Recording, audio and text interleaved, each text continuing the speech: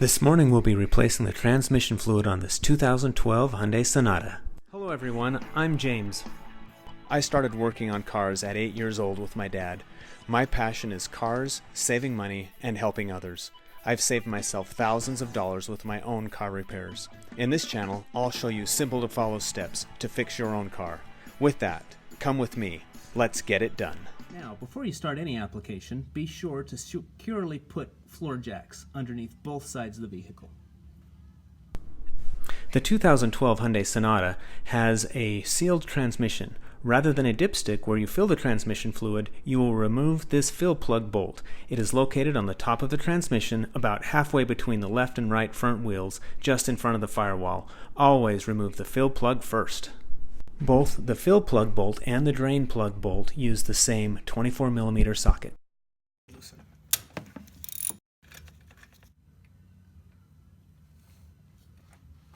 Now, once you have it removed, ensure you get the aluminum washer pulled off with you.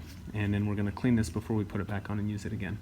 I've removed the dust cover on the bottom. This is the transmission overfill hole.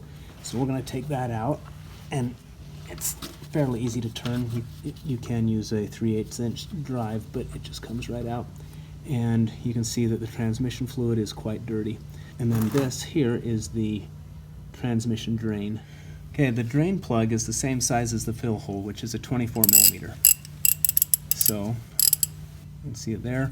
I'm going to put it on, and it was not on very tight at all. And now I'm going to, now you can see the aluminum washer. We want to make sure we don't lose that. And we're all ready, and there we go. There's a little bit of buildup on there. It's not too bad. And there is a little bit of a red tint to the fluid. You can see that through there. It still is a little bit red. So this fluid was ready to be changed. I've taken a soft terry cloth and cleaned off the magnet from the drain plug, and I will insert that here. Now, the new fluid starts leaking out of there. I will know that it's done, and we'll proceed to the next step.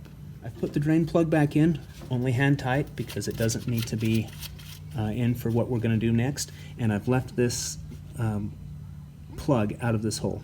And now we're going to go and put the new transmission fluid in until we see it come out of here. The owner's manual specifies SP4, which this is. Notice that I have my funnels so they go directly into the transmission fill hole.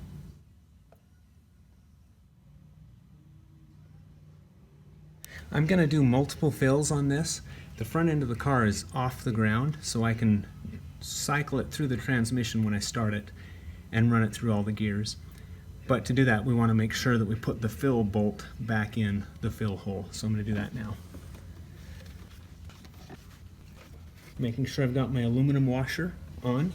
And it doesn't need to be in tight, it just needs to be so that it doesn't let any fluid escape.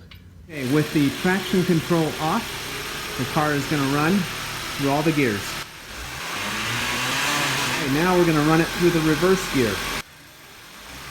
The drain plug is ready to come out. We're going to do that process a total of 3 times. So after the fluid came out of the fill hole, I cleaned the cap very well, and then I put it in, and we're all done and ready to go. Now I'm going to put the fill plug bolt in. The torque specs are 29 to 36.